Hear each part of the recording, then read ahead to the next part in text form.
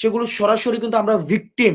আমরা নিরাপদ সড়ক আন্দোলনে আমরা দেখেছি যে ছাত্রলীগের নেতাকর্মীরা কিভাবে শিক্ষার্থীদেরকে কিভাবে নির্যাতন করেছে, নিপীড়ন চালিয়েছে।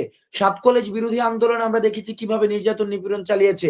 কোটা সংস্কার আন্দোলনে আমরা দেখেছি 28 অক্টোবরে এবং প্রত্যেকটি নির্বাচনের ক্ষেত্রে আপনি যদি দেখেন, নির্বাচনের ক্ষেত্রে এই যে ভোট কেন্দ্রগুলোতে কারা ভ্যানগার্ড হিসাবে কাজ করতো, এই যে আগের রাতে যে ইলেকশন হতো, ইলেকশনে কারা প্যারামিলিশিয়া হিসাবে কাজ করতো, এজেন্ট হিসেবে ছাত্রলীগ হচ্ছে এজেন্ট হিসেবে কাজ করতো। দেখা যেত কি নির্বাচনে ভোট দিয়ে এসে একজন 25টা 30টা ভোট দিয়েছে, সেটা তারা বীর দর্পে সেটা তারা প্রকাশ এবং প্রচার করত। এই জিনিসগুলো মানুষের মধ্যে, শিক্ষার্থীদের মধ্যে বছরের পর বছর একটি অস্বস্তি রেখেছে। এই যে আমরা যারা বিশ্ববিদ্যালয়ে পড়েছি, আমরা যখন ক্যাম্পাসে এসেছি, আমি যাদের 16 সালে ক্যাম্পাসে এসেছি, আমি ক্যাম্পাসে আসার পরে আমি সেখানে দেখেছি যে প্রথম যে ঘটনাটা আমার মানুষ পটে সেটা হচ্ছে স্পষ্ট, সেটা হচ্ছে গ্যাস্ট্রোম গণরুম কালচার। আমাদেরকে প্রথম দিনই আমাদেরকে গ্যাস্ট্রোমে ঢুকিয়ে সেখানে জয় বাংলা স্লোগান দিতে বাধ্য করা হতো এবং আমাদেরকে বাধ্যতামূলক ছাত্রলীগের প্রোগ্রামে যেতে হতো। যারা ছাত্রলীগের প্রোগ্রামে যেত না তাদেরকে সিট দেওয়া হতো না, তাদেরকে গণরুমে জায়গা দেওয়া হতো না। আমাদের ক্লাস পরীক্ষা মিস দিয়ে হলো ছাত্রলীগের প্রোগ্রামে আমাদেরকে যেতে বাধ্য করা হতো। এই যে নৃশংসতা, পরীক্ষার আগের দিনও আমাদেরকে প্রোগ্রাম করতে হতো, ছাত্রলীগের নামে স্লোগান দিতে হতো। তো এই যে দেখেন একটা পলিটিক্যাল কোয়ারশন, পলিটিক্যাল বছরের পর বছর এই যে নির্যাতনের সংস্কৃতিটি, এটি সাধারণ শিক্ষার্থীদের মধ্যে ক্ষোভের সৃষ্টি করে। এবং আপনি যদি দেখেন যে ডাকসু ইলেকশনে আমরা দেখেছি ছেলেদের হলগুলিতে কিভাবে কৃত্রিম লাইন করে কিভাবে ভোট ট্যাম্পারিং করা হয়েছে, এগুলো কিন্তু শিক্ষার্থীদের মনে দাগ কেটে যায়। আমরা প্রত্যেকটি, অর্থাৎ ছাত্রদের যতগুলো গণতান্ত্রিক আন্দোলন হয়েছে সেখানে লাঠিয়াল বাহিনী হিসেবে ছাত্রলীগ, সেখানে পেটুয়া বাহিনী হিসেবে ছাত্রলীগ সেখানে নির্যাতন এবং নিপীড়ন চালিয়েছে। আপনাদের এই কারণে আজকে যখন ছাত্রলীগকে নিষিদ্ধ করা হয়েছে, জঙ্গি সংগঠন হিসেবে ছাত্রলীগকে নিষিদ্ধ করা হয়েছে, সেটি সাধারণ শিক্ষার্থীদের মধ্যে একটি স্বস্তির, শিক্ষা প্রতিষ্ঠানগুলোর মধ্যে একটি স্বস্তি নেমে আসে।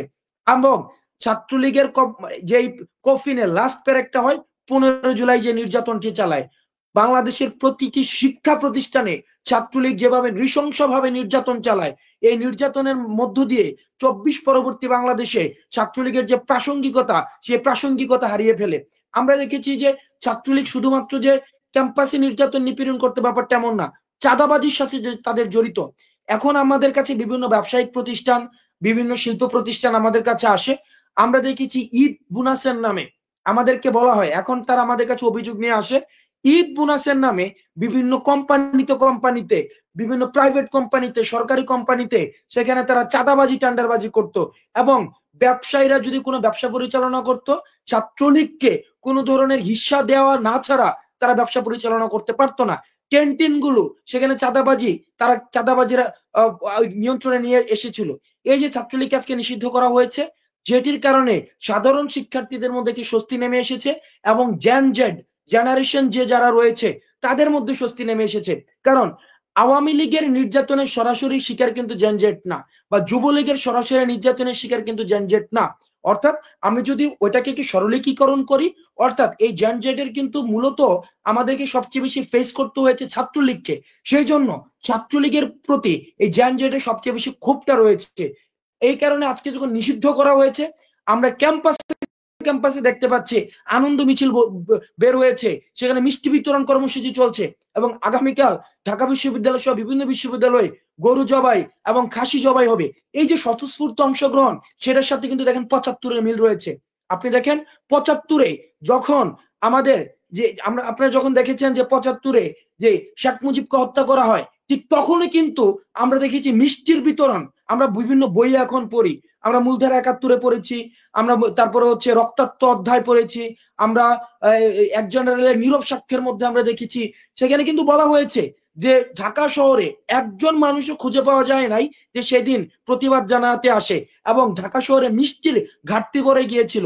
অর্থাৎ সেই পরিমাণ নির্যাতন, নিপীড়ন এবং বাকশালী তন্ত্র হচ্ছে প্রতিষ্ঠিত করেছিল, যেটির প্রতিফলন, যেটির পুনরাবৃত্তি এই 2024-এ এসেছে।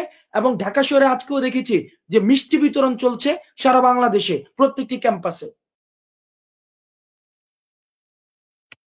হাসনাত, ধরেন আপনার কথা সবই একেবারে লজিক্যাল, এবং ধরেন 2018 সালে যখন কোটা বিরোধী প্রথম আন্দোলন হয় তখন আমরা দেখেছি হেলমেট বাহিনী কিভাবে নির্যাতন করেছে, আমরা দেখেছি খাদিজাকে কিভাবে কোপানো হয়েছে, আমরা দেখেছি হাতুড়ি দিয়ে কিভাবে রাজশাহী বিশ্ববিদ্যালয়ের একটি ছাত্রকে পঙ্গু করে দেওয়া হয়েছে। একটি না, এরকম অসংখ্য ঘটনা আছে। তো ধরেন 15ই জুলাই রাতে ছাত্রলীগের যেই হামলা ঢাকা বিশ্ববিদ্যালয় সহ বিভিন্ন বিশ্ববিদ্যালয়ে, সেটাকে আমরা তুলনা করেছিলাম 25শে মার্চ কাল রাত্রির সাথে, এবং আমরা বলছিলাম কাল রাত্রি যেহেতু এসেছে, স্বাধীনতাও আসবে। তো আমি সার্জিস আপনার কাছে একটু জানতে চাই, ছাত্রলীগ তো নিষিদ্ধ হলো, কিন্তু ধরেন ছাত্রলীগের কাছে প্রচুর পরিমাণে অস্ত্র আছে। তো আমরা ধরেন গত এই এই অন্তর্বর্তীকালীন সরকারের এই সময়টাই কিন্তু আমরা অস্ত্র উদ্ধার বা এই জাতীয় তেমন কোনো তৎপরতা দেখি নাই। এবং গতকাল কিন্তু বঙ্গভবনের সামনেও ছাত্রলীগ, কিন্তু আপনারা জানেন যে এরা ফ্যাসিস্ট বাহিনী, তারাও কিন্তু ঢুকে একটা অস্থিতিশীলতা তৈরি করার চেষ্টা করেছিল। তো এদের এই যে অবৈধ অস্ত্র বা তাদের যে অবৈধ অস্ত্রের ট্রেনিং বা তাদের যেই ফ্যাসিজমের যেই প্রশিক্ষণ, আপনারা এটাকে কিভাবে ঠেকাবেন? এই ব্যাপারে আইন শৃঙ্খলা বাহিনীর সাথে কোনো কথা হয়েছে কিনা, বা আপনারা কি ভাবছেন, ছাত্ররা কি ভাবছেন? আচ্ছা, আমরা যদি প্রথমেই এই বিষয়টার একটা জিনিস আপনাকে বলি। আমরা যখন বিভিন্ন জেলায় গিয়েছি শহীদদের সাথে, শহীদ পরিবারের সাথে কথা বলার জন্য, এবং আমাদের যারা আহত ভাই বোনেরা রয়েছে তাদের সাথে কথা বলার জন্য, তখন আমরা আমাদের জায়গা থেকে যে জিনিসটা সবচেয়ে বেশি দেখেছি সেটি হচ্ছে যে ওই সব জায়গাগুলোতে আসলে যতটা না বেশি এই হত্যাগুলো হয়েছে পুলিশের গুলিতে, তার চেয়ে বেশি এই হত্যাগুলো হয়েছে ছাত্রলীগ, যুবলীগ কিংবা আওয়ামী লীগের যে সন্ত্রাসী ক্যাডাররা রয়েছে তাদের হাতে যে অবৈধ অস্ত্রগুলো দেওয়া হয়েছে এই অবৈধ অস্ত্রগুলোর মাধ্যমে। এবং আমরা বিভিন্ন জেলাগুলো থেকে আমাদেরকে এভাবে বলা হয়েছে যে যুবলীগ, ছাত্রলীগ কিংবা আওয়ামী লীগের যে ক্যাডাররা তারা পুলিশের সাথে একই সাথে, ইভেন তারা পুলিশের সামনে গিয়ে তাদের জায়গা থেকে ইচ্ছা মতো গুলি ছুড়েছে। আমরা এখনো অসংখ্য ভিডিও দেখি ঢাকার রাস্তাগুলোতে, অনেক এরকম ভাই রয়েছে যারা একা একা রাস্তার ধার দিয়ে চলে যাচ্ছিল, আন্দোলনে অংশগ্রহণ করেছিল কিংবা হারছিল, তাদেরকে এই অবৈধ অস্ত্র দিয়ে ছাত্রলীগের সন্ত্রাসীরা গুলি করেছে, এরপরে বুনো উল্লাস করেছে। অনেকটা এগুলোকে ছোটবেলায় যেমন খেলনা পিস্তল গুলো নিয়ে ছোট বাচ্চারা খেলে, ঠিক সেরকম করে মানুষের জীবনগুলো নিয়ে এই সন্ত্রাসী ছাত্রলীগের অনেক সদস্যরা একদম জীবন নিয়ে ছেলে খেলা করেছে। এই কাজগুলো শুধু ঢাকায় নয়, আপনি যদি খোঁজ নিয়ে দেখেন ঢাকা, নারায়ণগঞ্জ, গাজীপুর, মুন্সিগঞ্জ, নরসিংদী থেকে শুরু করে টাঙ্গাইল থেকে শুরু করে যে বিভিন্ন জেলায়, বাংলাদেশের এই জেলাগুলোতে ছাত্রলীগ এই অবৈধ অস্ত্রগুলো, তাদের কাছে হাজার হাজার অস্ত্র সাপ্লাই দেওয়া হয়েছে এবং এই অস্ত্রগুলো এখনো তাদের কাছে আছে। এবং সবচেয়ে বড় কথা, তারা এতটাই নির্লজ্জ, বিবেক বোধহীন, আজকে তারা ছাত্রলীগ নিয়ে বিভিন্ন পোস্ট দিচ্ছে। অর্থাৎ এদের মধ্যে বিন্দু মাত্র অনুশোচনা নাই যে তারা অসংখ্য এরকম ভাই বোনকে হত্যা করেছে এবং তারা এই খুনগুলোর জন্য দায়ী। এবং সবচেয়ে বড় কথা হচ্ছে এই যে ব্যক্তিত্বহীন মানুষগুলো, এই মানুষগুলো এখনো ফেসবুকে বা সোশ্যাল মিডিয়া তাদের এই পোস্টগুলো দিতে পারছে আজকে ছাত্রলীগকে নিষিদ্ধ করার পরে। এই জায়গা থেকে আমরা মনে করি আমাদের অন্তর্বর্তীকালীন সরকারের আইন শৃঙ্খলা রক্ষাকারী বাহিনী বলি, আমার বিচার বিভাগ বলি, এটি তাদের অন্যতম একটি দায়বদ্ধতার জায়গা এবং ব্যর্থতারও জায়গা যে এখনো যারা এই ছাত্রলীগের সেন্ট্রাল কমিটির বা হল প্রেসিডেন্ট সেক্রেটারি যারা সরাসরি এই হত্যাযজ্ঞের সাথে জড়িত ছিল, যারা ওই 15 জুলাই স্পষ্টভাবে তাদের অসংখ্য ফুটেজ রয়েছে, ভিডিও রয়েছে, আমার ভাই বোনদেরকে পিটিয়ে রক্তাক্ত রক্তাক্ত করেছে, ক্যাম্পাস ছাড়া করেছে। আমরা আমাদের জায়গা থেকে দেখেছি যখন তারা ক্যাম্পাস থেকে গিয়েছে, তারা বিভিন্ন জেলায় গিয়ে হেলমেট বাহিনী রূপে আবার ফিরে এসে তারা বিভিন্ন জেলায় থেকে শুরু করে উপজেলায় তাদের এই অবৈধ অস্ত্রগুলো দিয়ে গুলি চালিয়েছে। সেই জায়গায় তারাই আজকে ফেসবুক থেকে পোস্ট দিচ্ছে ছাত্রলীগ নিয়ে। অর্থাৎ এটি অন্তর্বর্তীকালীন সরকারের অন্যতম, অবশ্যই আমি বলবো এই জায়গায় তাদের অনেক বড় একটি সীমাবদ্ধতা প্রকাশ পায় যে এরকম কিন্তু ছাত্রলীগের সন্ত্রাসী ক্যাডার 100-200 রয়েছে যাদের ফেস সবাই চেনে, এবং যারা এই কাজগুলোর সাথে যে জড়িত ছিল এগুলোর অসংখ্য ছবি এবং ভিডিও রয়েছে, কিন্তু তাদেরকে এখন পর্যন্ত গ্রেপ্তার করা হচ্ছে না। অথচ ওই ফ্যাসিস্ট আওয়ামী লীগের আমলে আমার হাজার হাজার ভাই বোনকে জাস্ট মিথ্যা এবং বানোয়াট মামলাগুলো দিয়ে বাংলাদেশের বিভিন্ন রাজনৈতিক দলের অসংখ্য নেতাকর্মীকে মিথ্যা বানোয়াট মামলাগুলো দিয়ে তাদেরকে বছরের পর বছর তাদেরকে জেলে বন্দি করে রাখা হয়েছে। এমন অসংখ্য জন ছিল যাদেরকে মিথ্যা মামলা দিয়ে জেলে পাঠানো হয়েছে এবং জেলেই তাদের মৃত্যু ঘটেছে।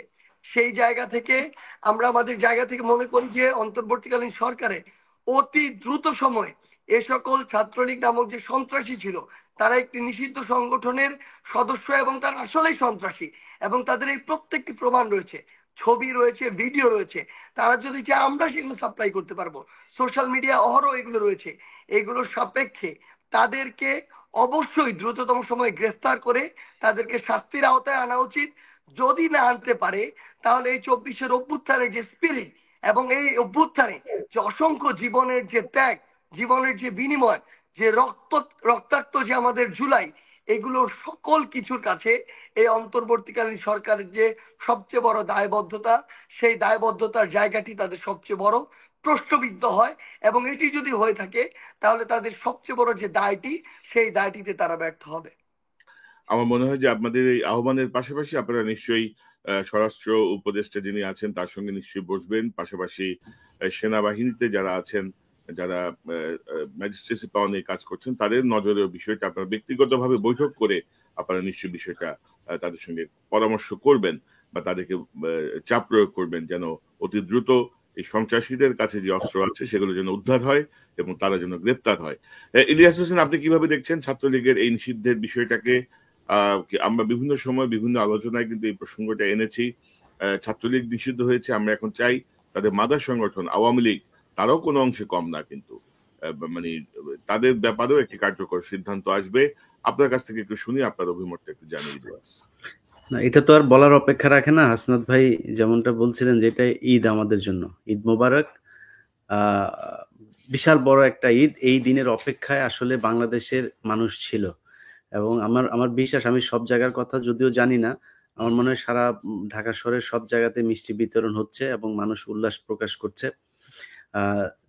একটা জিনিস বলে রাখি, সেটা হচ্ছে যে সম্ভবত আজকে বেশ কদিন ধরে এটা শোনা যাচ্ছিল যে ক্যান্টনমেন্টে তাদের অনেকে এখনো বিভিন্ন ভবনগুলোতে তারা ছিল, তাদের আত্মীয় স্বজন বিভিন্ন জায়গায় এইভাবে তারা ছিল। তো কিছুক্ষণ আগে থেকে ক্যান্টনমেন্টে ব্যাপক ধরপাকড় হয়েছে।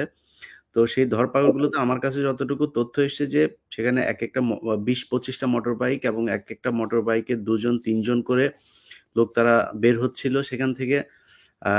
তারপরে কয়েক প্লাটুন আপনার সেখানে ছিল, তাদের মধ্যে দেখা গেছে যে বিভিন্ন ভবনের তারা তারপরে ওই ডিওএইচএস এ ঢোকার যে প্রবেশ পথ, ওইখানে ব্যাপক তল্লাশি করছে। একটা মানে ধরপাকড় নাকি এটা আমি নিশ্চিত হতে পারি নাই। আমাকে যিনি জানিয়েছেন তার মন্তব্য যে এটা হতে পারে তাদেরকে সরিয়ে নিয়ে যাওয়া হচ্ছে, অথবা হতে পারে তাদেরকে ধরা হচ্ছে। কোনটা হচ্ছে সেটা জানি না। আমি সেনাবাহিনীর কাছে বলবো, আপনারা অনেক জনগণের বিরুদ্ধে কাজ করেছেন, আর করবেন না প্লিজ। এই সন্ত্রাসী যারা আছে তারা এখন সন্ত্রাসী সংগঠন। এই সংগঠনের যাদেরকে আপনারা ডিওএইচএস এর ভেতরে, ক্যান্টনমেন্টের ভেতরে জায়গা দিয়ে রেখেছেন, তাদেরকে অতি সত্বর আইন শৃঙ্খলা বাহিনীর হাতে ছেড়ে দেবেন। আর যেটা দিয়ে শুরু করছিলাম কনক ভাই, ধরেন আজকের এই দিনটার দেখেন আল্লাহ চাইলে কি করতে না পারেন। এই মাত্র কয়েকদিন আগে তারা জামায়াতকে নিষিদ্ধ করলো। ঠিক 5 তারিখের আগেও এই আজকে হাসনাত আব্দুল্লাহ, তারপরে সার্জিস, তাদের আমরা দেখেছি যে ডিবির অফিসে কিভাবে তাদেরকে নিয়ে মারধর করা হয়েছে, কিভাবে নির্যাতন করা হয়েছে, কত মানে শোচনীয় একটা অবস্থার মধ্যে ছিল।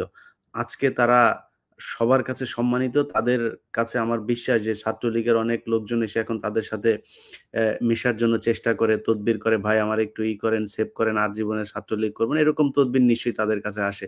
সো দিনটা এইভাবেই পরিবর্তন হয়েছে। আল্লাহ চাইলে সবকিছুই করতে পারেন, এটা আমার মনে হয় সবার মনে রাখা উচিত। এবং এখন যে সরকার আছে সেই সরকারের কাছে দাবি থাকবে যে দেখেন, এটা আমার মনে হয় এতদিন দেরি করার কোনো কারণ ছিল না।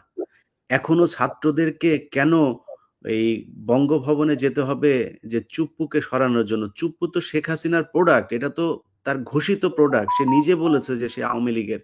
তো তাকে সরানোর জন্য এতদিন করতে হবে কেন? বিপ্লবী সরকার তো বিপ্লব দিয়েই ক্ষমতায় এসছে। তাদের এত হাদিস কোরআন, তারপরে আইন সংবিধান মেনে তারপরে তাকে সরাইতে হবে কিসের জন্য?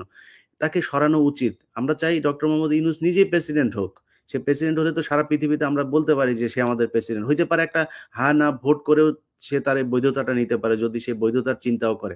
তাকে কেন রাখতে হবে? যদি এদের মতো লোকজনকে রাখা হয়, এইভাবে একটার পর একটা তারা বিভ্রান্ত তৈরি করবে।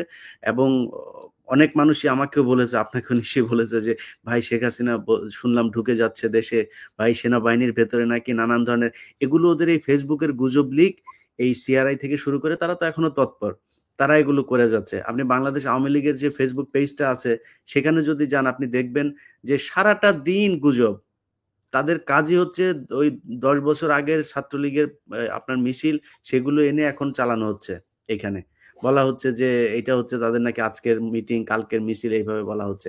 যাই হোক, সরকারের কাছে অনুরোধ যে হাসনাত সার্জিস সহ যারা সমন্বয়ক আছেন এবং ছাত্র জনতা যারা এখনো মাঠে আছেন, তাদের মানে আন্দোলনের সুযোগ নিয়ে কেউ যেন কোনো অপ্রীতিকর ঘটনা ঘটাতে না পারে, সেই জন্য তাদেরকে যতটুকু সম্ভব রিলিজে রাখা উচিত। তাদের জন্য বারবার মাঠে নামতে না হয় দাবি নিয়ে।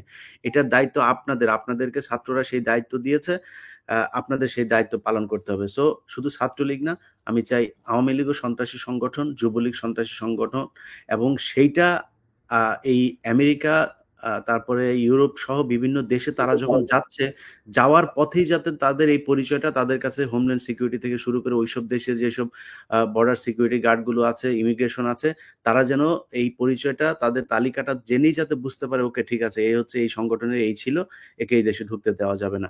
এটা আমার মনে হয় ইউনূস সরকারের পক্ষ থেকে পদক্ষেপটা নেওয়া উচিত। আওয়ামী লীগ, যুবলীগ, ছাত্রলীগ সহ তাদের সব সংগঠন, অঙ্গ সংগঠন সবগুলোকে নিষিদ্ধ করা হোক।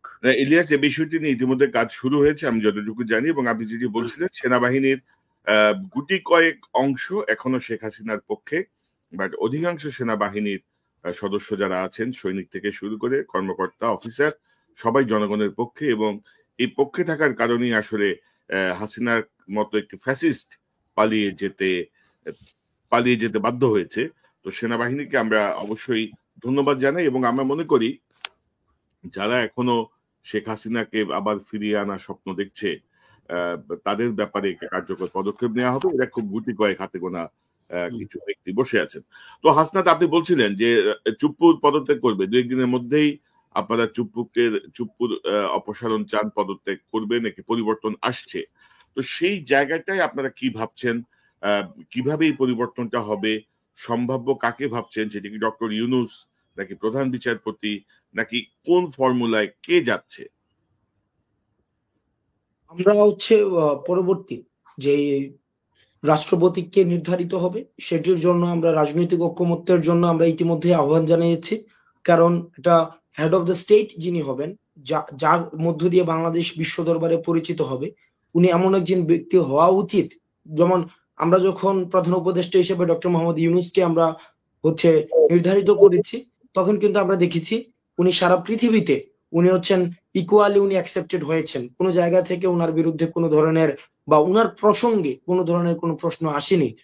তো বাংলাদেশের বর্তমান পরিস্থিতিতে আমাদের এমন একজনকে নির্ধারিত করতে হবে যিনি সকল ধরনের রাজনৈতিক দল দিয়ে সমর্থিত এবং বিশ্ব দরবারে সমানভাবে সমাদৃত। সেই জায়গাটি থেকে আমরা মনে করছি, যদি আমরা ফেসিবাদ বিরোধী যতগুলো রাজনৈতিক দল ছিল, এই ফেসিবাদ বিরোধী রাজনৈতিক দলগুলোর বিরুদ্ধে গিয়ে আমরা ওই অন্তর্বর্তীকালীন সরকার যদি নিজে কোনো ধরনের সিদ্ধান্ত নিয়ে নেয়, সেটি ততটা হচ্ছে গ্রহণযোগ্য আমি মনে করি আমাদের জায়গা থেকে তার চেয়ে বেশি ভালো হবে। মানে সবচেয়ে বেশি ভালো হবে আমাদের ফেসিবাদ বিরোধী যতগুলো রাজনৈতিক দল, কয়েকটি রাজনৈতিক দল ছাড়া আওয়ামী লীগ সেখানে কোনো ধরনের জায়গা পাবে না, এবং 14 দল, আওয়ামী লীগ এবং 14 দলের যারা, তাদের সাথে কোনো ধরনের আলাপ পরামর্শ সংলাপ কোনো কিছুই না। এবং হচ্ছে জাতীয় পার্টি যারা এই ফেসিবাদকে এই গত 16 বছর ধরে পৃষ্ঠপোষকতা দিয়ে প্রচার এবং প্রসার করেছে, যেটাকে সুসংগঠিত হওয়ার জন্য এই 16 বছর ধরে সমর্থন জুগিয়ে গিয়েছে, আওয়ামী লীগ এবং 14 দল এবং জাতীয় পার্টি, এই 3টি দল ছাড়া বাকি যেই ফেসিবাদ বিরোধী ঐক্যবদ্ধ রাজনৈতিক দলগুলো আছে, সবার সমর্থন নিয়ে আলোচনা প্রসঙ্গে আমাদের আলোচনা সাপেক্ষে আমাদের একজনকে আমাদেরকে নির্ধারিত করতে হবে। তবে সেই জায়গায় একটি বিষয় মাথায় রাখতে হবে, আমরা যে সাংবিধানিক ধারাবাহিকতা রাখার কথাটি বলছি, সেটি কিন্তু আমরা 72-এর সাংবিধানিক ধারাবাহিকতার কথা বলছি। কিন্তু একটা বিপ্লবে আমরা যে বিপ্লবটি করেছি গণ অভ্যুত্থানের পরে, এই যে মুজিববাদী 72-এর সংবিধানের কোনো ধরনের প্রাসঙ্গিকতা নেই। এখন এই জায়গায় দাঁড়িয়ে কোন রাজনৈতিক দল, ফেসিবাদ বিরোধী কোন রাজনৈতিক দলও যদি আবার এই মুজিববাদী 72-এর সংবিধানের পক্ষে অবস্থান নেয়, তাহলে এই গণঅভ্যুত্থানে তাদের যে অবস্থানটি সেটিকে আমরা মনে করি প্রশ্নবিদ্ধ করে। সেই জায়গাটি থেকে আমরা গতকাল আমাদের 5 দফা দিয়েছি। এই 5 দফার মধ্যে প্রথম দফাটি হচ্ছে মুজিববাদী 72-এর সংবিধানটি যেটি রয়েছে সেটিকে ছুঁড়ে ফেলে দিয়ে নতুন করে সংবিধানকে লিখতে হবে, যেটির মধ্য দিয়ে বেসিকলি হচ্ছে আমাদের মুজিববাদী চেতনার আওয়ামী শক্তি ফেসিবাদ হয়ে উঠতে পেরেছে। আমরা যদি সেই সংবিধানটিকে বলবৎ রাখি, দিন শেষে কিন্তু আমাদের কোনো ধরনের আলটিমেটলি আমাদের যে গণ অভ্যুত্থানটি হয়েছে সেই গণ অভ্যুত্থানটি বিপ্লবের দিকে পরিণত হবে না।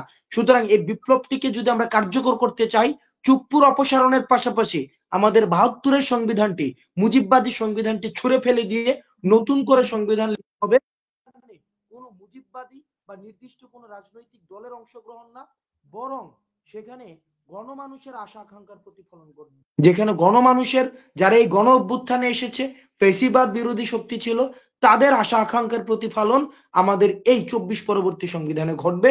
এবং সেটার প্রত্যাশার জন্যই আমরা হচ্ছে রাজনৈতিক দলের সাথে আমরা কথাবার্তা বলছি। তো সার্জিস, আপনি কি মনে করেন চুপ্পুর বিদায়ে কি আরো সময় লাগবে আমাদের? চুপ্পু কবে নাগাদ বিদায় নিতে পারে বলে আপনি মনে করেন? বা এই যে হাসনাত যে বলছেন যে একটি ঐক্যমত্যের বিষয় রাজনৈতিক দলগুলোর, এই ব্যাপারে কি কাজ শুরু হয়েছে কিনা? কবে নাগাদ আমরা এই এই শুভ সংবাদটি শুনতে পাবো যে চুপ্পু বিদায় নিয়েছে? আপনারা হয়তো জেনেছেন যে আজকেই আমাদের অন্তর্বর্তীকালীন সরকারের প্রধান উপদেষ্টা প্রফেসর ইউনূস আজকে বিভিন্ন রাজনৈতিক দলের নেতৃবৃন্দ যারা রয়েছেন তাদের সাথে এই বিষয়ে কথা বলছেন।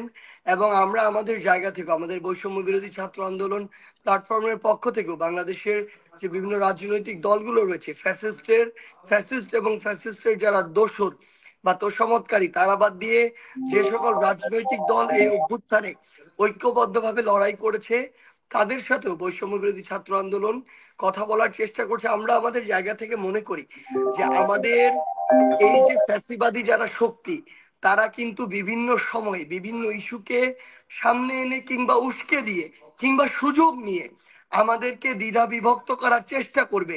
কারণ তারা যদি আমাদেরকে দিন শেষে বিভক্ত করতে পারে, এটাই তাদের সবচেয়ে বড় সফলতা।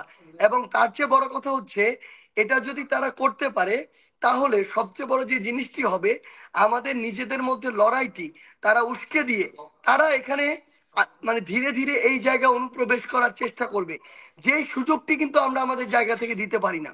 সেই জায়গায় আমরা এই গুরুত্বপূর্ণ বিষয়গুলো যেমন আমাদের একদম দূরদর্শীভাবে সিদ্ধান্ত নিতে হবে, একই সাথে বিচক্ষণ হতে হবে, যেন আমাদের মধ্যে কেউ লড়াই লাগিয়ে দিয়ে কিংবা লড়াইকে উস্কে দিয়ে এই সুযোগটি কেউ না নিতে পারে।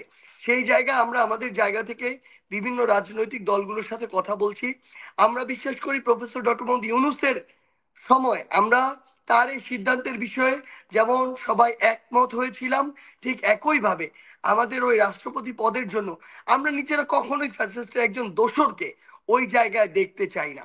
আমরা জি। আমাদের জায়গায় এমন একজন মানুষকে দেখতে চাই, যেই মানুষ ওই ফ্যাসিস্টের বিপক্ষে সদা সোচ্চার ছিল, যে মানুষের মেরুদণ্ডটি এই ফ্যাসিস্টের 16 বছরের আমলে সবসময় সোজা ছিল, এবং যেই মানুষটি আমাদের এই যে ফ্যাসিস্টের বিরুদ্ধে যে লড়াই, সে লড়াই ঐক্যমত ছিল। যেই মানুষটি আমার এই লড়াই একটি কথা বলতে পারেনি, নীরব ভূমিকায় দর্শক হয়ে পিছন থেকে শুধু দেখেছে যে ঘটনা কি হয়, যদি বিজয় হয় তাহলে আমি তাদের সাথে গিয়ে দাঁড়াবো, এরকম মানুষের আমাদের প্রয়োজন নেই। না, তবে আমার ওই তবে সার্জিস, আমি একটি বিষয় যোগ করি যে ধরেন 75 দিন 76 দিন কিন্তু আমাদের অলমোস্ট আসলে খুব বেশি কাজে লাগলো না। এই বিপ্লবী সরকারের যে চেতনাটা ধারণ করা দরকার ছিল সেই চেতনা কিন্তু আমরা দেখি নাই আর কি, সেটা আপনারাও বলেছেন বিভিন্ন সময়। তো এখন যে দাবি বিপ্লবী সরকারের, সে বিষয়টা নিয়ে আপনারা কি ভাবছেন? কিভাবে আপনারা এই বিপ্লবী সরকার গঠন করতে চান? কিভাবে এই এই বিষয়টায় আপনাদের প্রভাব কতটুকু থাকবে? কারণ আগের এই উপদেষ্টাদের মধ্যে আমরা জানি যে আগের গোয়েন্দা সংস্থার কিছু প্রভাব ছিল। তো হাসনাত বলছিলেন তার মোবাইলের কানেকশন যে কোনো সময় বন্ধ হয়ে যাবে। হাসনাত, এই বিপ্লবী সরকারটা নিয়ে আপনার অভিমতটা জেনে আমরা সার্জিসের কাছে আসতে চাই। দেখুন, আমরা এই 72 দিনে একটা সরকারকে পূর্ণাঙ্গভাবে অ্যাসেসমেন্ট করার জন্য যথেষ্ট সময়, আবার যথেষ্ট সময়ও না। কারণ এই 72 দিনে আপনি যদি দেখেন, বিগত সরকার আসলে যত হচ্ছে নেতিবাচক প্রভাব রেখে গিয়েছে, সেটাকে আবার হচ্ছে পুনরুদ্ধার করে আবার নতুন করে কাজ শুরু করার জন্য আমাকে পর্যাপ্ত সময় দিয়ে তারপর হচ্ছে কনক্লুশনে পৌঁছাতে হবে। ইতিমধ্যে আমরা বেশ কিছু ইতিবাচক কাজ কিন্তু আমরা দেখতে পেয়েছি। আমরা দেখেছি আসলে গত 16 বছরে আওয়ামী লীগ সরকার যে প্রতিষ্ঠানগুলোকে হচ্ছে দলীয়করণ করেছে, রাজনীতিকীকরণ করেছে, সেই জায়গা থেকে আমাদের ইনস্টিটিউশন গুলোকে বর্তমানে যে কাজটি করতে হবে সেটি হচ্ছে ইনস্টিটিউশন গুলোকে আমাদের রিফর্ম করতে হবে। দেন হচ্ছে কনস্টিটিউশনাল রিফরমেশন লাগবে। সেই জায়গাটি একটি দীর্ঘমেয়াদী প্রক্রিয়া, এবং সেই জায়গায় আমরা দেখছি ইতিমধ্যে এই আমাদের অন্তর্বর্তীকালীন সরকার 9টি কমিশন করে দিয়েছে। আপনারা জি। দেখেছেন 9টি কমিশন করে দিয়েছে, যেখানে যারা এই নিজস্ব বিষয়ে অভিজ্ঞ সেই সব মানুষগুলোকে নিয়ে সাংবিধানিক প্রতিষ্ঠান কমিশন করে দিয়েছে, সেখানে হচ্ছে শিক্ষা কমিশন করে দিয়েছে, অর্থাৎ বিভিন্ন কমিশন করে দিয়েছে। এখন আমরা যদি ইনস্টিটিউশনস গুলাকে আমরা রিফর্ম করতে পারি, জুডিশিয়ারিকে রিফর্ম করতে পারি, নির্বাচন কমিশনকে আমরা রিফর্ম করতে পারি, তাহলে আমরা একটা পর্যায়ে এসে আমরা এই সরকারকে আমরা একটা ইভালুয়েট করতে পারি। দ্বিতীয়ত যে জায়গাটি সবচেয়ে গুরুত্বপূর্ণ জায়গা, সেটি হচ্ছে কনস্টিটিউশনটাকে যদি আমরা রিপ্লেস করতে না পারি, অনেক রাজনৈতিক দল তার জায়গা থেকে হয়তো অ্যামেন্ডমেন্টের প্রস্তাবটি দিবে, কিন্তু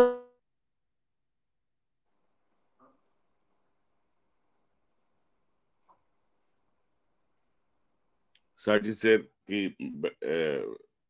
ব্যাটারির বোধহয় শেষের পথে, অথবা আহ, আমি দেখি সার্জিসের কানেকশনে কি হয়। আহ, হাসনাতের সম্ভবত সংযোগে কোনো সমস্যা হচ্ছে। সার্জিস, আপনি যদি একটু একটু একটু যোগ করেন আর কি, যে আপনারা বিপ্লবী সরকারটাকে কিভাবে ভাবছেন?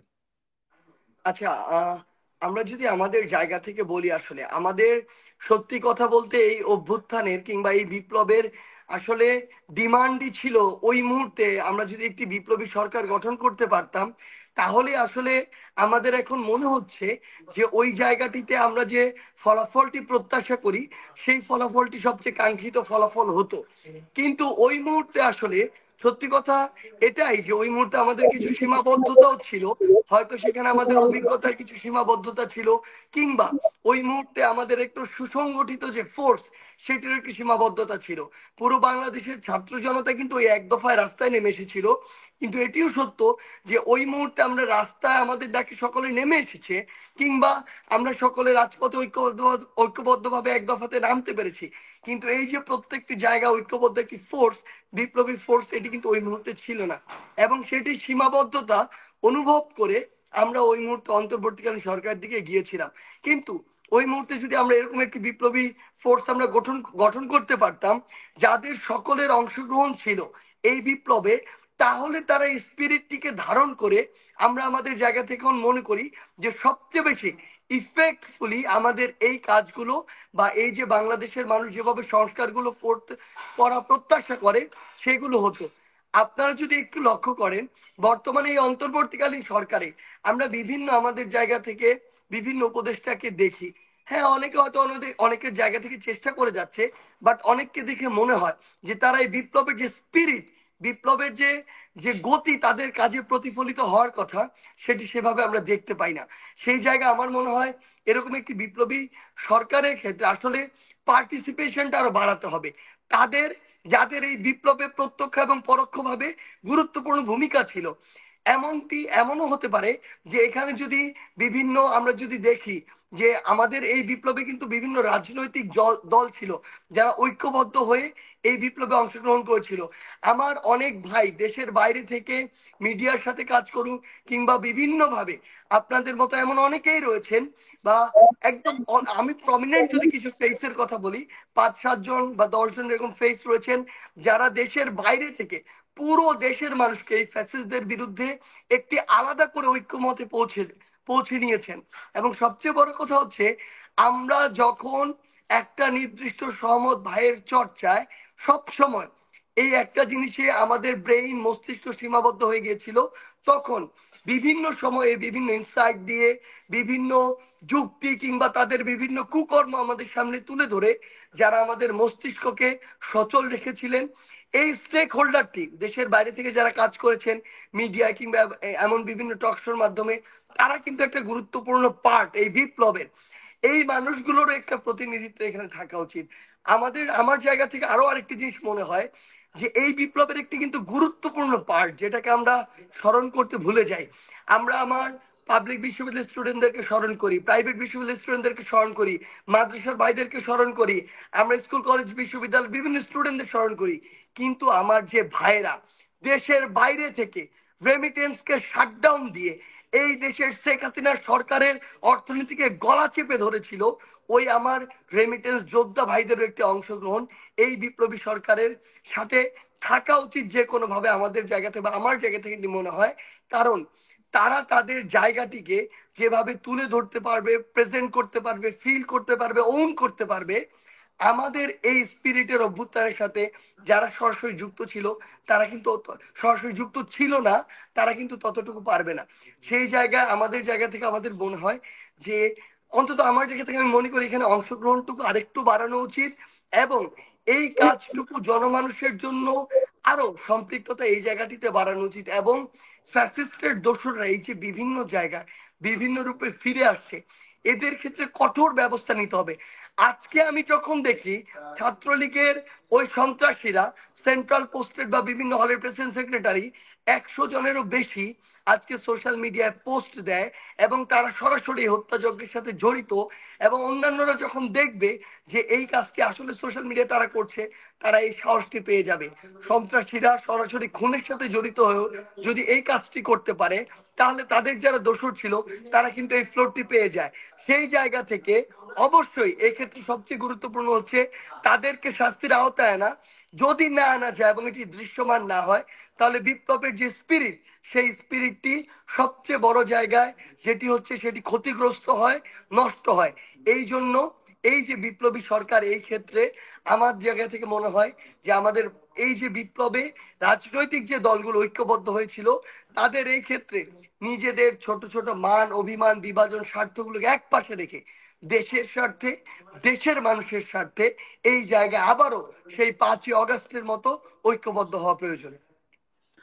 আপনাকে ধন্যবাদ। অর্থাৎ ধরেন এইটাই আমরা চাচ্ছিলাম আসলে, ধরেন এই যে বিপ্লবী চেতনাকে ধারণ করে আহ, দেশটাকে গড়ার জন্য ভূমিকা রাখা। কারণ উপদেষ্টাদের মধ্যে অনেকের ভূমিকা আমাদের মনে হয় তারা হয়তো ভাবেন যে আয় হায় যদি আবার হাসিনা ফিরে আসে তাহলে তো আমাদের ক্ষতি হবে, আমরা এখন কি করব, আমরা গা বাঁচাই চলি, আমরা একটু ব্যালেন্স করি। তো এখন আসলে এত হত্যাযজ্ঞের পরে, এত ছাত্র অন্ধ হওয়ার পরে, এত ছাত্র পঙ্গু হওয়ার পরে ব্যালেন্সের আর কোনো সুযোগ নাই। ফ্যাসিজম বাংলাদেশ থেকে বিদায় নিয়েছে এবং একেবারেই কবর দিতে হবে। এবং বিশেষ করে সার্জিস, আপনি, হাসনাত, আমাদের নাহিদ এবং আসিফ, আপনারা যেভাবে আসলে নেতৃত্ব দিচ্ছেন এটা আমাদের কাছে খুবই বিস্ময়কর। আপনাদের কথা যখন আমরা শুনি, আপনারা যেভাবে আসলে এই বয়সে যেভাবে আপনারা সবকিছু এগিয়ে নিয়ে যাচ্ছেন, সত্যি আপনাদেরকে স্যালুট করার মতো। এবং আপনারা এই স্পিরিটটা ধরে রাখবেন যেন বিপ্লবের চেতনা থেকে খুব বিচ্যুত না হয়। ইলিয়াস, আপনার কাছ থেকে আমরা একটু শুনতে চাই, বিপ্লবী সরকার চুক্তি পরবর্তী প্রেসিডেন্ট, আপনার কাছ থেকে আপনাকে মন্তব্য নিব আমরা। ইলিয়াস, আনমিউট করতে হবে। আমরা মনে হয় শেষ করার দিকে চলে আসছি। জি, তো শেষ করতে হবে, আমার একটু যেতে হবে। তার আগে যে বিষয়টা বলতে চাই যে সার্জিস ভাই, আপনাদের আজকের যেই আপনাদের যে অবস্থা, এই অবস্থাটার ভেতরে আপনার মানে যেই ক্ষমতাটা আপনাদের এখন আছে, হয়তো এই ক্ষমতাটা 2 মাস আগে ছিল না, 2 মাস পরে নাও থাকতে পারে। কিন্তু এই দেশের যেই এই মানে মানুষ, এদের একটা ইয়ে আছে যে যার তেল মাথায় এরা তেল দিতে পছন্দ করে। আপনাদের পেছনে এখন অনেক মানুষ ঘুরছে, অনেক crore crore billion billion dollar আপনাদেরকে দেওয়ার জন্য প্রপোজালও আপনাদের কাছে আছে, না জিজ্ঞেস করেই বলে দিলাম। সো এগুলো দিয়ে আপনাদের মানে হয়তো যদি টাকা পয়সা হয় আপনি 2 দিন আরামে থাকতে পারবেন, কিন্তু মানুষ মনে রাখবে না। কিন্তু মানুষ সারা জীবন যেন মনে রাখতে পারে, সেই একটা সুযোগ আপনাদের কাছে এসছে। আমি ইয়েস ভাই, কিছু মনে না করলে একটা জিনিস অ্যাড করব। জি জি, জি আপনি জাস্ট একটা জিনিস চিন্তা করেন, 3 তারিখে যখন আমরা শহীদ মিনার থেকে এক দফা ঘোষণা দিলাম, এরপরে 4 তারিখই বলেন বা 3 তারিখে তারপরে বলেন কিংবা 5 তারিখে অভ্যুত্থানের সময়টার আগে বলেন, আপনি জাস্ট একটু চিন্তা করেন যে আমাদের জায়গা থেকে তখন যদি বলা হতো যে 4 জনকে 5 জনকে কিংবা 10 জনকে আমাদেরকে 20,000 কোটি টাকা দিতে হবে, 50,000 কোটি টাকা দিতে হবে, হুম আপনি হুম কি মনে করেন না যে আওয়ামী লীগের এই যে ফ্যাসিস্টদের দালাল একজন মন্ত্রীরই এটা দেওয়ার অ্যাবিলিটি ছিল? আওয়ামী লীগ নির্দ্বিধায় এটি মেনে নিত। ভাই একটা জিনিস শুধু বলি, সালমান এফ রহমান সহ এরকম অসংখ্য চোর বাটপারের চেহারা দেখে বাংলাদেশের মানুষের, আমাদের শুধু নয় পুরো পৃথিবীর মানুষের শিক্ষা হয়ে যাওয়া উচিত যে টাকা আজকে আছে কালকে নাই, কিন্তু এই যে সম্মান, এই যে মানুষের ভালোবাসা, এই যে আস্থার জায়গা হয়ে ওঠা, দেশ এবং দেশের মানুষের জন্য কিছু করতে পারা, এই সুযোগ আল্লাহ সৃষ্টিকর্তা সবাইকে সবসময় দেয় না। এবং এই সুযোগটি আমরা আমাদের জীবনের বিনিময়ে এই সুযোগটি কখনো হারাতে চাই না ভাই। 5 তারিখে যেদিন গিয়েছিলাম রাজপথে, 3 তারিখে যেদিন গিয়েছিলাম, 4 তারিখে যেদিন গিয়েছিলাম, ওই দিনই 3 দিনই পরিবারের কাছে বিদায় নিয়ে গিয়েছিলাম যে এটাই আমাদের হয়তো শেষ কথা হচ্ছে, আর কোনোদিন কথা না হতে পারে। ভাই জীবনের কোনো ভয় আর নাই। সত্যি কথা একটাই বলি যে দিন শেষে এখন একটাই মাথায় কাজ করে যে এই দেশটাকে আমরা যেই জায়গায় দেখতে চেয়েছি, বাংলাদেশের মানুষ যেই জায়গায় দেখতে চায়, যেই জায়গায় দেখার জন্য এত জীবন দেয়া হয়েছে, এত রক্ত দেয়া হয়েছে, প্রয়োজন হলে আমরা আমাদের জীবন যে কোনো সময় দেওয়ার জন্য আবারও প্রস্তুত আছি। কিন্তু আমরা দেশটাকে সেই জায়গায় দেখতে চাই। টাকা নয়, পৃথিবীর যে কোনো বস্তুগত যে কোনো কিছুর বিনিময়ে আমাদেরকে কেনা সম্ভব না ভাই, এটুকু আপনাকে বলে দিলাম। না সাজিদ ভাই, এটা মোটামুটি ইতিমধ্যে এস্টাবলিশড। কারণ ধরেন আশঙ্কার জায়গা থাকে কি, ধরেন ফ্যাসিজম তো নানাভাবে ম্যানিপুলেট করতে চায়, নানাভাবে নিয়ন্ত্রণ করতে চায়। তার মধ্যে একটা হচ্ছে লোভ, লোভের মধ্যে ফেলা, এবং আপনারা ইতিমধ্যে সেটিকে জয় করেছেন আর কি। আপনারা ইতিমধ্যেই দেখিয়েছেন যে আপনাদের কাছে যে কোনো কিছুর চেয়ে আপনাদের কাছে দেশ এবং দেশের মানুষ অনেক গুরুত্বপূর্ণ। ইলিয়াস, আপনারটা শেষ করেন। না সেটাই যে আমি সার্জিস ভাইয়ের একটা বক্তব্য শুনেছিলাম, আমার ঠিক এক্স্যাক্টলি আমার ওই ডেটটা বলতে পারবো না, 19 তারিখের আগের বক্তব্য, সম্ভবত 19 জুলাইয়ের আগের বক্তব্য ওনার। মানে আমি খুব অবাক হচ্ছিলাম যে ঢাকা বিশ্ববিদ্যালয়ে দাঁড়িয়ে উনি যে যে বক্তব্য দিয়েছেন, এই সাহস ভাই আমার নাই। তো এই যে ওই ওই পরীক্ষাতে আপনারা পাশ করে এসেছেন ভাই, এখন সামনের যে দিনগুলো, বাংলাদেশের মানুষ অনেক উদার, বাংলাদেশের মানুষ মানুষকে ভালোবাসার মূল্য দিতে জানে। অতএব এই ভালোবাসার মূল্য আপনারা অবশ্যই পাবেন। আল্লাহ না করুক ভবিষ্যতে যদি কোনো বিপদের দিন আসে, আমরা তো পাশে থাকবোই, বাংলাদেশের মানুষও আপনাদের পাশে থাকবে। আমি শুধু শেষ করতে চাই গোয়েন্দা সংস্থা এবং পুলিশকে কিছু কথা বলে।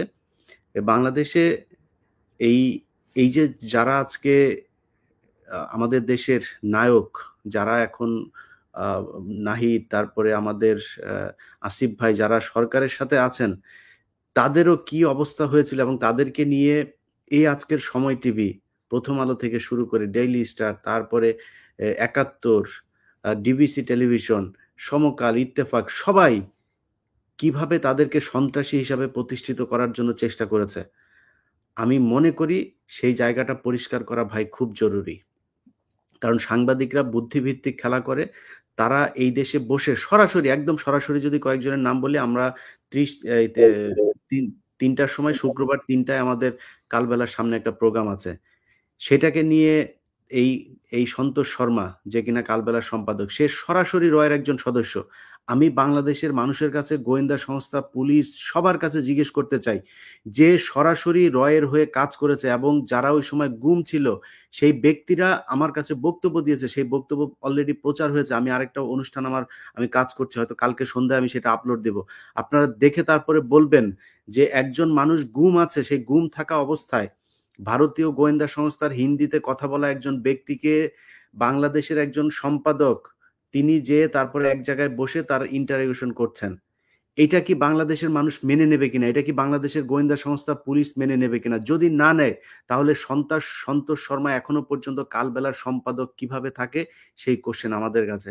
ইলিয়াস, আমরা আপনি যেটি সন্ধ্যায় বলছিলেন, ইলিয়াস, শুধু সন্তোষ শর্মা তো নয়, যেমন সাজেস্ট ভাই, আমি যেটি যোগ করতে চাই যে ধরেন মিডিয়ায় এখনো ধরেন ফ্যাসিবাদের দোসররা কিন্তু বসে আছে বিভিন্ন ভাবে, এবং তারা বিভিন্ন ভাবে নিউজ ম্যানিপুলেট করে, তারা বিভিন্ন ভাবে নানা রকমের খেলা খেলে। এবং আপনি যদি দেখেন, ঢাকা বিশ্ববিদ্যালয়ে একটি ছেলে গণপিটুনিতে মারা গিয়েছিল, খুব সম্ভবত তোফাজ্জল নামের, এবং এই যে ঘটনাটা ঘটিয়েছিল ছাত্রলীগের একটা অংশ কিন্তু পিটিয়ে মেরেছিল।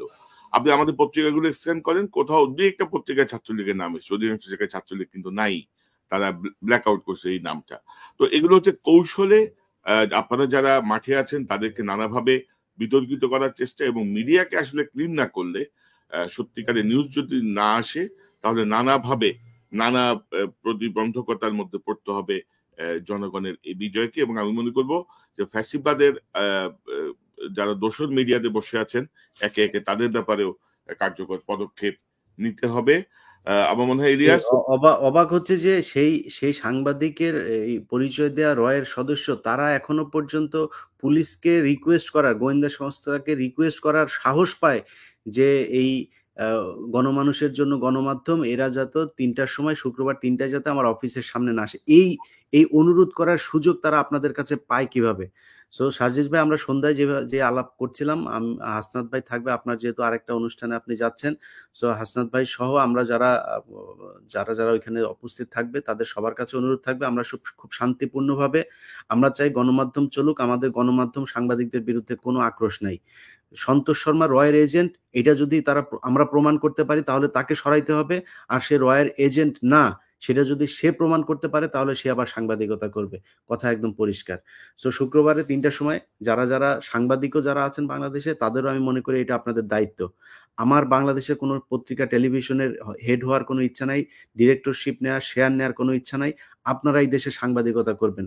সো বাংলাদেশের সাংবাদিকতায় কোনো রয়ের এজেন্ট যারা কিনা প্রতিষ্ঠিত, যারা ভিকটিম, তারা নিজের মুখে বক্তব্য দিয়েছে, সেই ধরনের লোক এই দেশে সাংবাদিকতা করতে পারবে না।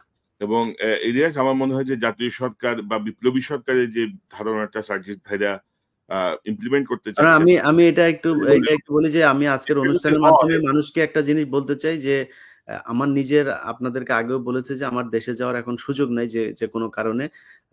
ডক্টর কনক সারোয়ার, পিনাকি ভট্টাচার্য, বিশেষ করে এই দুইজনের ব্যাপারে আমার সরকারের কাছে, এবং এখানে আপনারাও কাইন্ড অফ সরকারের একটা পার্টে আছেন সার্জিস ভাই, ওনাদেরকে উপদেষ্টা করবার জন্য এই জায়গাগুলো আমার মনে হয় দাবি তোলা উচিত। ওনারা চাক আর না চাক, অন্তত এই সম্মানটুকু ওনাদের জানানো উচিত যে তারা যেতে চায় কিনা। হ্যাঁ, আমি প্রপোজালটা দেওয়া উচিত।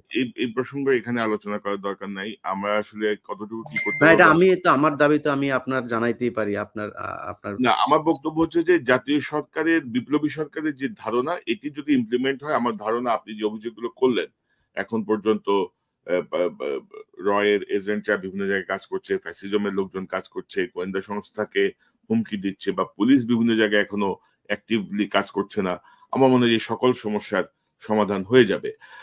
জনাব সার্জিস আলম, আপনাকে অসংখ্য ধন্যবাদ। ইলিয়াস হোসেন, আপনাকে ধন্যবাদ। সার্জিস ভাই, আপনি যদি শেষ কোনো মন্তব্য করতে চান। সবশেষে শুধু একটা কথাই বলবো, সেটা হচ্ছে যে এই বৈষম্য বিরোধী ছাত্র আন্দোলন, এই প্ল্যাটফর্মের ব্যানারে আমি তো খুব কাছে থেকে দেখেছি যে ছেলেগুলো আসলে একদম নিজের জীবন বাজি রেখে, সত্যি ভাই, এই অভ্যুত্থান সফল না হলে একজনকে খুঁজে পাওয়া যেত না। এই 2.5 মাস পরে একজনকে খুঁজে পেতেন না। কার লাশ কোথায় পড়ে থাকতো, কে কোথায় থাকতো, কোন আয়না ঘরে কোথায় কাকে ঝুলিয়ে রাখা হতো, কেউই জানতো না, কখনোই জানতো না। তো এই ছেলেগুলো আসলে নিজের জীবন বাজি রেখে এই জায়গা গিয়েছে। এখনো এই ছেলেগুলো চায় যে জীবনের বিনিময় হলো এই দেশে একটা পরিবর্তন আসুক। এই ফ্যাসিস্ট যে একটা রেজিম তৈরি হয়েছিল, যে কোনো নামেই হোক, আগামীর বাংলাদেশে যেন এটা না আসে। তারা এখনো এই দেশ, এই দেশের পতাকা, এই দেশের মানচিত্র নিয়ে সেই স্বপ্নটা দেখে। আপনারা তাদের উপরে আস্থাটুকু রাখবেন, এবং আপনারা যদি সকলে মিলে এই একটা জায়গায় ঐক্যবদ্ধ থাকেন, আমরা বিশ্বাস করি 5 তারিখে যেমন আমাদেরকে আটকে রাখতে পারে নাই, আগামীর বাংলাদেশেও আমাদের এই অগ্রযাত্রাকে কেউ আটকে রাখতে পারবে না। এইটা আমরা বিশ্বাস করি। ইনশাল্লাহ বিজয় আমাদের সুনিশ্চিত। এবং আমরা একটি পরীক্ষামূলক সময়ের মধ্য দিয়ে গেলাম 2-2.5 মাস, দেখলাম অনেক কিছু, এবং একটা পরিবর্তন যদি আসে, বিপ্লবী সরকার যদি হয়, চুপ্পু যদি বিদায় নেয়, আমার মনে হয় যে একটা একটা ড্রামাটিক একটা চেঞ্জ চলে আসবে, আমাদের সরকারে একটা গতি আসবে, সকল জায়গায় একটা বিপ্লবী স্পিরিট আসবে। আমরা সেই প্রত্যাশায় আছি। আপনাকে অসংখ্য ধন্যবাদ। একটা লাইন বলে শেষ করি একটু। জি, মাতৃভূমির বাইরে থেকে মাতৃভূমির জন্য আপনাদের যে সংগ্রাম, এটা যেন জারি থাকে।